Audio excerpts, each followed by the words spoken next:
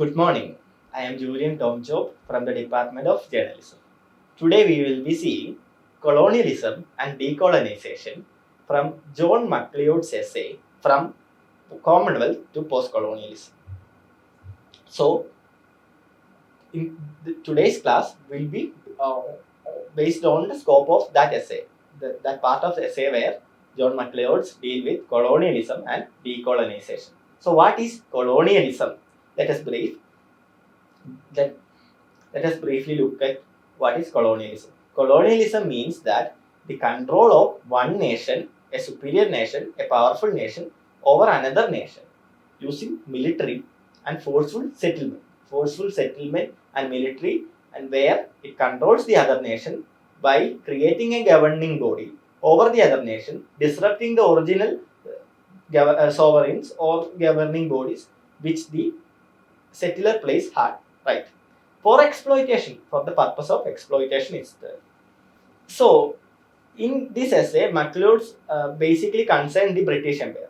But whenever we study colonialism, the major player is always the British Empire. Why? At its peak, the British Empire was the largest empire in history. The largest empire in history. Which were the former empires? We had the Roman Empire, we had the Mongol Empire of Genghis Khan, we had the Alexandrian Empire, right, of Alexander, the Macedonian Empire. So, like that, the British Empire was the largest empire. It was the largest empire, covering approximately 24% of the Earth's total land area. 24%. That is like 1/4 of the whole Earth. 1/4 of the whole Earth was under the British Empire. This was around 35.5 million square kilometers or 13.7 million square miles. It was known as the empire in which sun never sets. Why? Because in a day, in one part of the British Empire it could be day, and on the other end it could be night. So the sun will never set on the British Empire. There will be sunlight at one part of the British Empire always, right? The British Empire spanned from the Americas to the end of the Pacifics, to the end, to far-reaching like islands like Seychelles or Solomon Islands, right?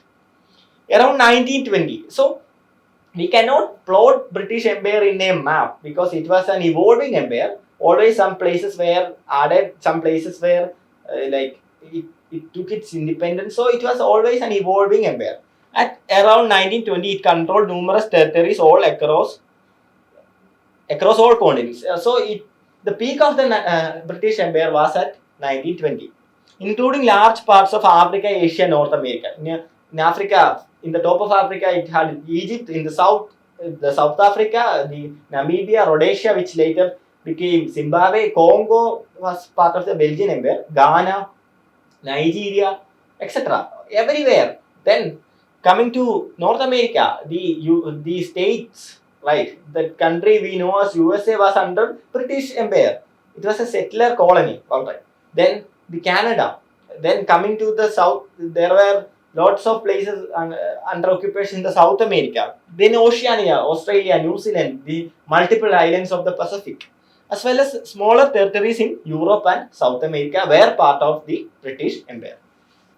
So, in this essay, John MacLeod is particularly looking at the relationship of colonialism and capitalism and imperialism. So, what do you understand by capitalism? Well, it is an economic philosophy, right? An economic theory in which the state or the other political authority has minimal control, and who is under control there? The capitalists, the oligarchs, right? The capital, the market controls itself. The market evolves itself. There could be competition among companies. The capital kind of controls everything in a capitalist economy with minimal governmental control, with minimal political interference. So when capitalism is let loose in a country, it will evolve into forming an equilibrium where there would be optimum job hours, optimum profit making. So the profit motive is running the capitalist economy. And then we will have a certain doubt how capitalism could like how capitalism could influence a theory like colonialism, which in itself is a political authority, right? It concerns political authority. Only a sovereign state can control one state over the other, right? Not markets. We cannot say market people can control other states. Only political authority can control other state. It was the history of colonialism. Only the state, like the kings, the empires control the other. How? So it has a relationship always. How capitalism is related to colonialism. Okay. Dennis Judd argues that the expansion of the British Empire was driven by the need for new markets. The need for new markets, resources, and investment opportunities for British capitalists. During the 18th century, Britain underwent industrial revolution, of course. So there were always surplus production, and these industries always needed raw materials. That means resources. Then the British Empire always need like markets. The surplus products should be sold somewhere, right? And the British capitalists had lot of money. They had surplus money, and they need to invest somewhere. So they set out to find places where they could sell these products, like capitalize on the resources of the places, and where the British investors could invest and produce new industries. The empire provided access to raw materials, cheap labor, and captive markets for British goods. We can particularly see raw materials. Africa was rich in resources. Africa still is. India was rich in resources, which was blatantly exploited by the Britishers. Cheap labor. There were slave markets even. People were not even particularly paid, right? Where the laborers were paid very meager amounts. Then captive markets for British goods.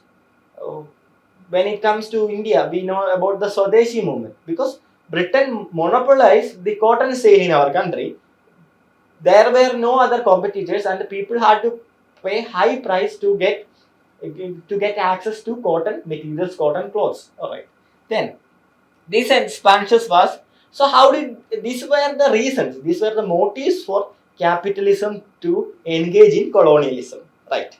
Then how did capitalism assisted colonialism? We can see here the expansion was facilitated by technological advancements such as the steam engine and the telegraph. The British uh, colonialists always had an upper hand technologically because Britain was the hub of the industrial revolution. They produced the best steam engines, the best ships, the best weaponry, the best artillery, right? Wherever they go, they met with resistance, these colonialists. But they could easily, they were always came out with an upper hand because they had superior weapons. Why? Because the capitalism had evolved to such a point that they always made the finest products. And telegraph for communication, telegraph, which allowed for more efficient transportation and communication. Transportation and communications are vital for every state. We know always know that every state invests hugely in capital in transportation and communication, and the British Empire had the finest in its time, right? Then comes to imperialism. How imperialism and colonialism are related. We often used to we often use this word interchangeably, right? We use imperialism for colonialism and colonialism for imperialism. Well, these two ideas are distinct. Imperialism does not always necessarily form colonialism, and colonialism is basically a hyponymy, a subset of imperialism. Okay, let us see. Imperialism is an ideological concept which upholds the legitimacy of economic and military control of one nation by another. What is it? Legitimacy of economic and military control, which does not mean that a country should impose, a country should interfere in the sovereignty of another nation, which does not mean that the country should settle in the another nation and directly control the state. The economic and military control could be in other forms, like we know that USA is an imperial force. We could not say is an imperial force, was an imperial force. It had its influence in the South American countries. USSR was an imperial force. France is still an imperial force. They are not directly controlling the country, but they are controlling the economy of the country. They have military control. The USA have military bases all over the world, right?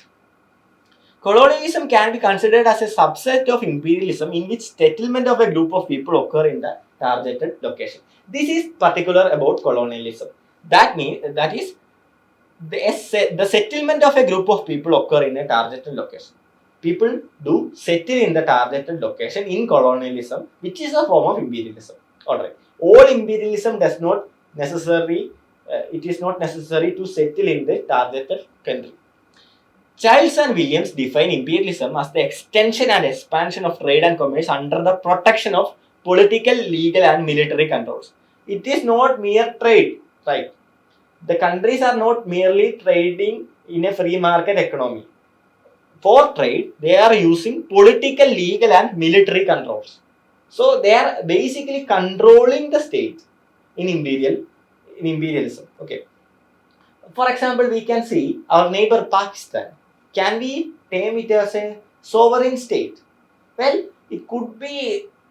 We could say that it is governed by their own people, but they are always under the influence of other major players like China, and even before China, they were under the somewhat political control of US. Okay, so they are not completely free. They are bound by invisible threads, right? Invisible chains. So that is a feature of imperialism, and colonialism is a subset of imperialism. Colonialism is a particular historical manifestation of imperialism. It was one form of imperialism which is almost over. We cannot say that colonialism is continuing now, but other forms of imperialism are still continuing, specific to certain places and times. Okay, specific to certain places and times. British Empire can be regarded as one form of an imperial economic and political structure. Of course, British Empire is the best example. We could claim the British Empire as the best example for imperial economic and political structure. L.K. Boehmer defines colonialism as the settlement of territory, the exploitation or development of resources, and the attempt to govern indigenous inhabitants of occupied lands. That is the important point. The attempt to govern the indigenous inhabitants. There, in colonialism, these people will go to another country. They will establish a separate state there. Like they will overturn the sovereigns or the form of governments they prior had, and they will create a new form of government in which the imperial state or the colonial state directly control it from their capital. Alright. So, okay, that is about the relationship of colonialization with imperialism and capitalism. Now we are looking at decolonization. We know that all the colonial empires fell apart. When it comes to British Empire, the decolonization of the British Empire had three distinct periods. Okay, and the first part was the withdrawal of the separation of USA from the British Empire. The British Empire, along with other colonizers, met with resistance in most of the places they have settled. It was not an easy job. Wherever they went, they met with resistance. They met with resistance from the indigenous inhabitants.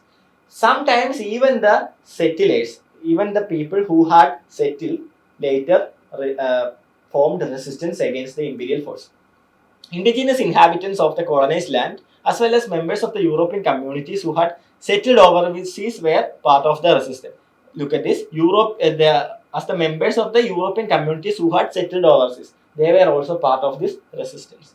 The British Empire had three distinct periods of decolonization when the colonized nations won the right to govern their own affairs. There are three distinct periods. We will see it one by one. First period of decolonization, or the American independence. So the American independence is the first period of decolonization, marked by the loss of the American colonies and the declaration of American independence in the late 18th century. the US under George Washington declared its independence on July 4, 1776. So prior to that, there were lots of political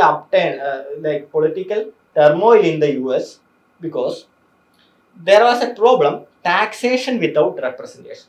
USA was under the direct control of the British Empire, but none of the US states had representatives in the British parliaments, and the British Parliament invoked, or they put lots of taxes on the US after the French Indian War in the 18th century. Okay, so they put the Stamp Act. They had monopoly over their trade.